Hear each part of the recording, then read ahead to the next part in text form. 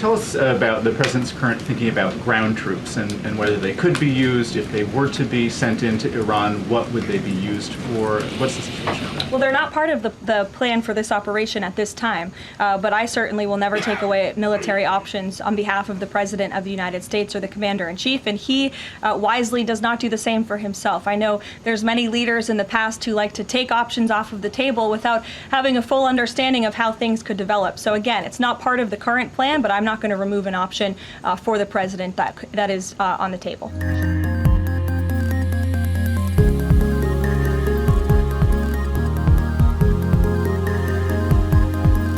Does the president believe the country supports the actions that he's taken so far in Iran? I think he does, and I think the president knows the country is smart enough to read past many of the fake news headlines produced by people in this room that this action was unjustifiable. Again, this is a rogue terrorist regime that has been threatening the United States, our allies, and our people for 47 years. And the American people are smart enough to know that. And they've also been smart enough to listen to the president himself, not just over the past year in this second term, but during his first term as president, and also for the past 40 years of his life. This is a president who has been remarkably consistent on this issue, that Iran can never obtain a nuclear weapon. And the president tried peace through diplomacy, exhaustively and extensively. He and his team gave it their best go, and the president ultimately came to the determination that peace was not a pursuable path. The Iranian regime, they want death, they want destruction, they want to kill Americans, and that's unacceptable to this president. It's intolerable to him as Commander-in-Chief.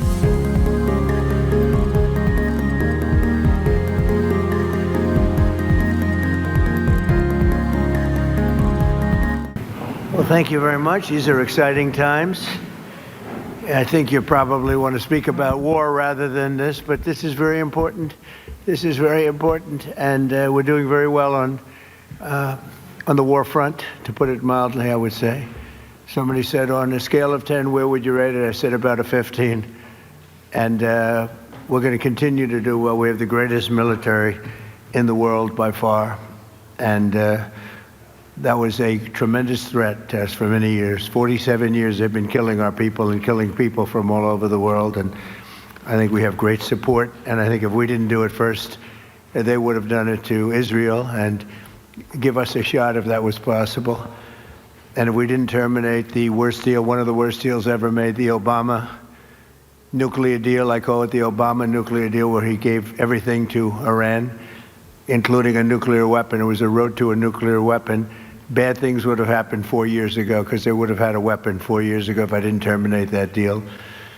So we're in a very strong position now, and their leadership is just rapidly going. Everybody that seems to want to be a leader, they end up dead. And it's an amazing thing that's taking place before your eyes, because for 47 years we were pushed around, and we shouldn't have been.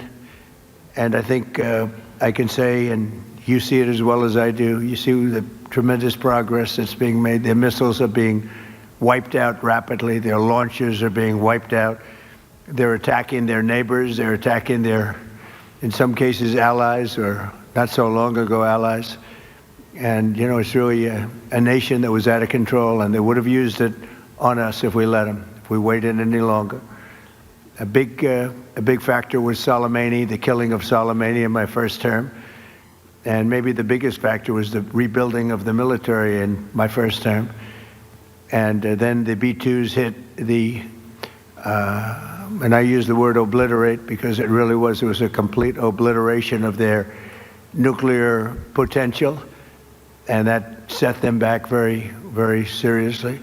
If we didn't hit within 2 weeks, they would have had a nuclear weapon. If we didn't do the B-2 attack a number of months ago, they would have a nuclear weapon. And when crazy people have nuclear weapons, bad things happen. So we're in very good shape now. I want to let you know that, and we will continue forward. But it's a great display of military strength, and I'm very proud to have, with some of the people in the room, both senators and congressmen, we rebuilt, and women, we rebuilt our military during the first term, and we're using it a little bit more than I thought we would have to. Venezuela worked out really great. We have a wonderful relationship with the president and the various representatives. And we're taking out hundreds of millions of barrels of oil, and that goes to our benefit and to Venezuela's benefit.